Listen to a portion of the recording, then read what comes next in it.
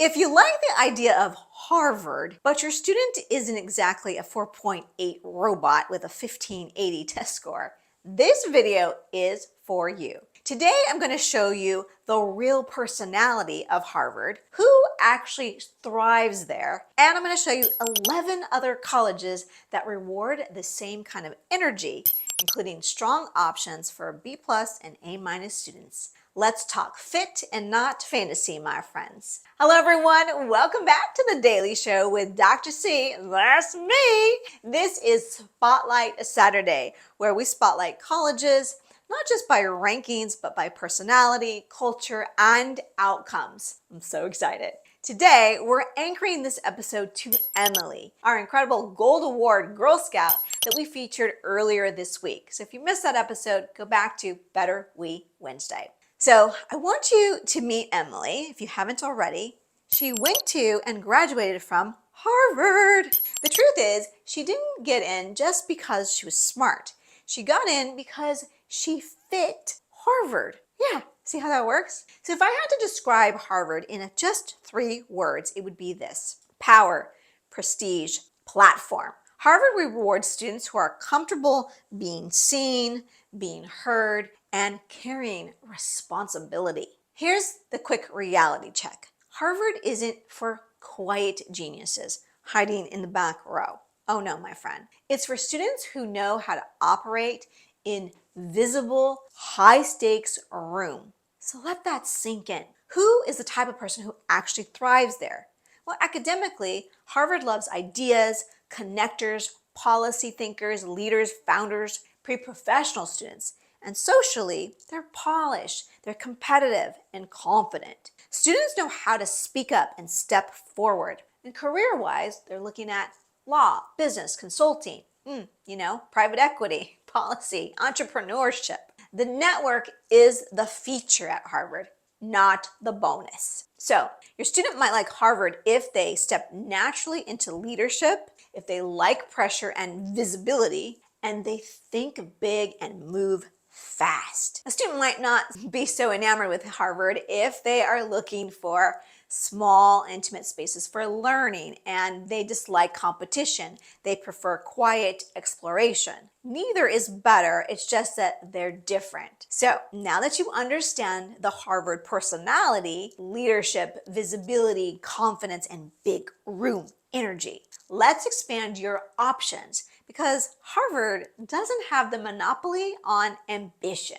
So I've grouped these schools into 3 clusters, so you might want to cozy up and take notes. The first cluster are really the Ivy Plus Powerhouses. These schools share Harvard's DNA: fast-paced, high expectation environments that reward students who are comfortable carrying the weight. So we begin with the University of Pennsylvania, UPenn. Pre-professional, decisive, action-oriented, Penn students don't just think, they execute. I want you to think Warren Buffett or Elon Musk, builders, operators, decision makers. And Columbia University, intellect and intensity wrapped in a global city. This is Harvard's most urban cousin. I want you to think Barack Obama, Jake Gyllenhaal, Ruth Bader Ginsburg.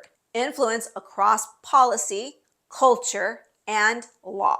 And how about one of my favorites, Duke University?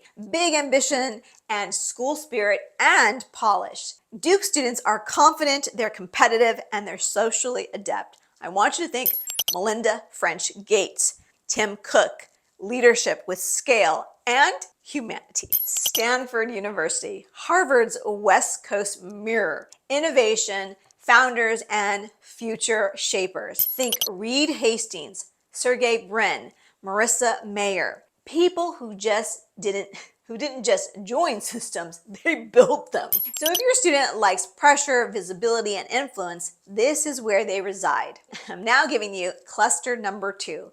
Public Ivies and new Ivies, new private Ivies, okay? This is where many Harvard-type students actually thrive, because these schools reward leadership without requiring perfection.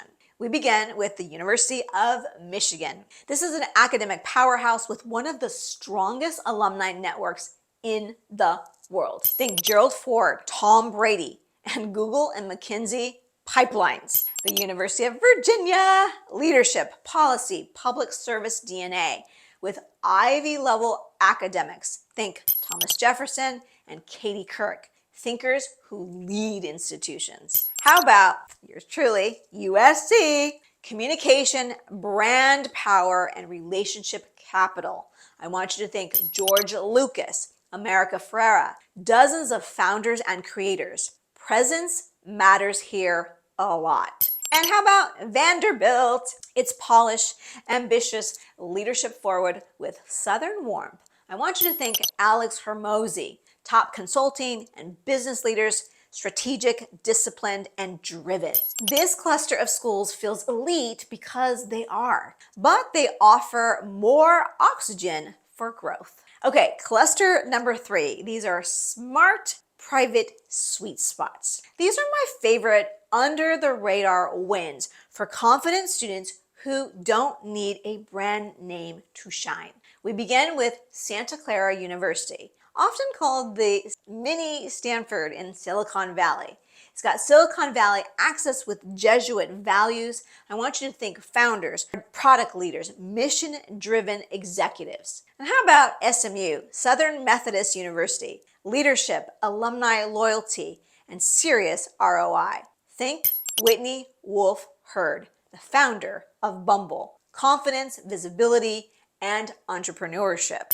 Chapman University, communication, film, entrepreneurship, and innovation with resources that surprise people. Think emerging creators, business leaders, stories with polish. All these schools, presence beats prestige, and that's a powerful advantage. Capiche? Okay, so if Harvard is the symbol, these schools are the strategy. Same energy, same ambition, different doorways. Many paths to Rome, my friend. So here's the truth. This is what I want you to tattoo to your brain.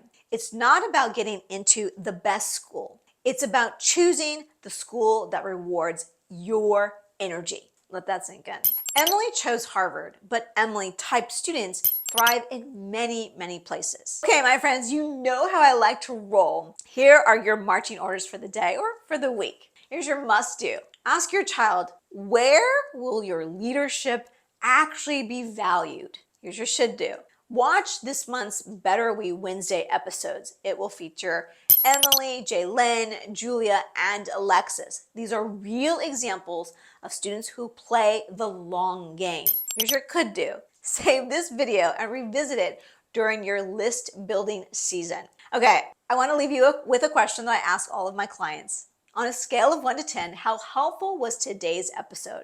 And if it wasn't a 10, what would have made it a 10? I live to serve, and I'm also a research data analyst. So I just want the feedback so I can get better. All right, drop a comment below. Which one of these schools will you decide to research this week? Not because it's famous, but because it actually might be a good fit. And parents, if college is on your brain and talked about in your household, you probably have a high school student.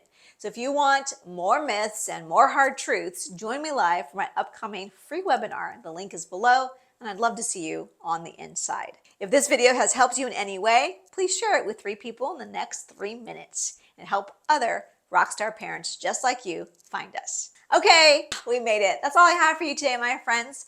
Remember, wherever you are, go and make it a happy and sunny day. Bye for now.